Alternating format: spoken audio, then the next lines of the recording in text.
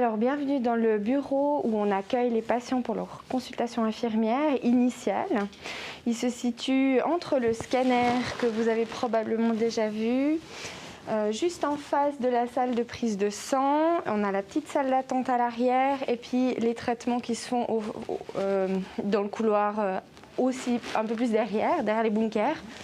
Ce qui est un endroit un peu stratégique parce que généralement les patients passent par là ou sont à proximité, ce qui permet, si les patients ont besoin de nous et puis que leur rendez-vous n'a pas été forcément pris, on leur donne la liberté de toquer à la porte, ou si je ne suis pas en consultation, mes collègues, on laisse volontiers ouvert la porte, ce qui permet aussi d'échanger, de prendre des nouvelles de façon un petit peu informelle, mais ce que je pense que les patients aiment bien.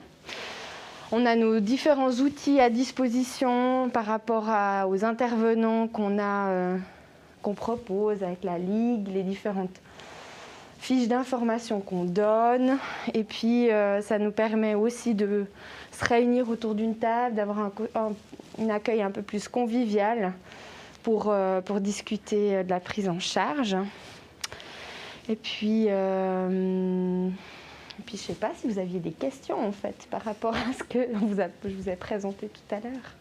Peut-être plus approfondir. Et je voulais vous montrer le thermomètre des difficultés, parce que de difficultés, je ne sais pas si c'est un outil que vous connaissez, mais qui a été adapté en fait ici à l'HRC, où on demande aux patients comme une évaluation, une EVA, de donner un chiffre à son degré d'anxiété ou de détresse, et puis d'évaluer les différents problèmes qui pourraient apparaître au niveau les problèmes pratiques, des problèmes familiaux, émotionnels, s'il y a des symptômes physiques, et puis le patient les coche.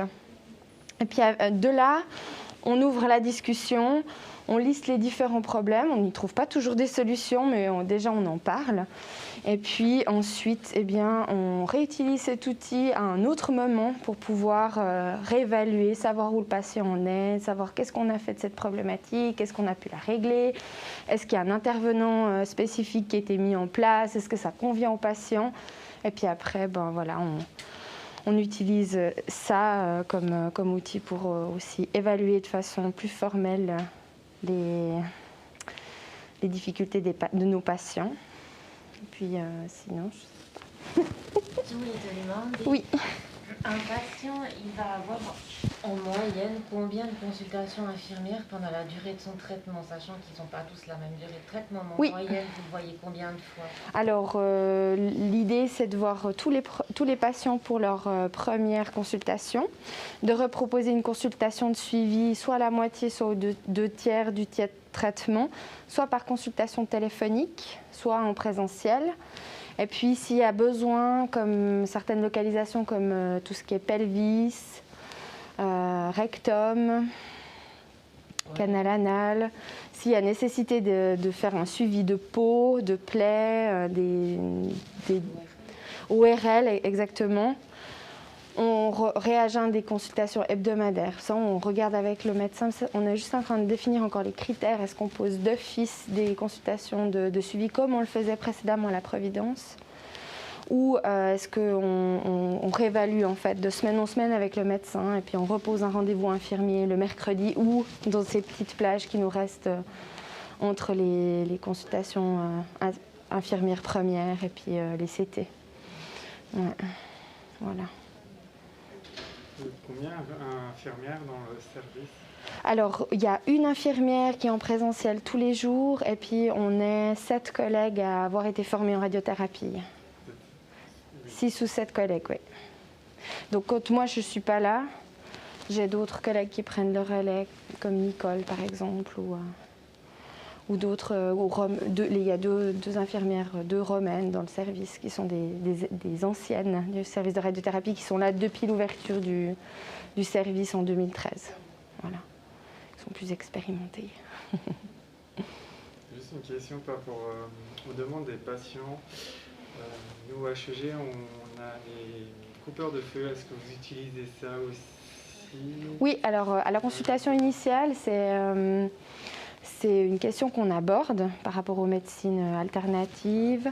Et on ouvre la discussion et puis avec notre médecin-chef, la doctoresse Herman, c'est quelque chose qu'on a discuté justement, comment est-ce qu'on l'aborde à la consultation infirmière. Et puis l'idée, c'est que le patient doit se sentir libre de faire ou pas appel à ce genre de service. La seule consigne qu'on a ici, c'est qu'on ne donne pas de liste de coupeurs de feu. Mais on rend attentif le patient qui ne doit pas payer ce service, puis qu'il doit se sentir en confiance avec cette personne. Voilà. Mais on n'a pas de listing, on ne travaille pas avec quelqu'un en particulier. Ok. Ouais, mais il y a une certaine ouverture. Donc est-ce que c'est informé par rapport à ce Oui. qu'il peut avoir par rapport aux coupeurs de feu, il peut... Qui sont libres de faire appel ou pas à ce type de service, ouais. Oui. C'est aussi eux qui peuvent demander, voilà, par rapport à l'hypnose, s'ils savent, par exemple, ils ont un masque et tout, Oui.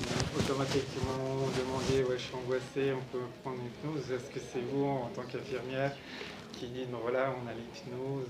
Alors on présente le réseau, notre psychoncologue qui fait de l'hypnose, et puis on voit tout de suite si le patient il est preneur ou pas.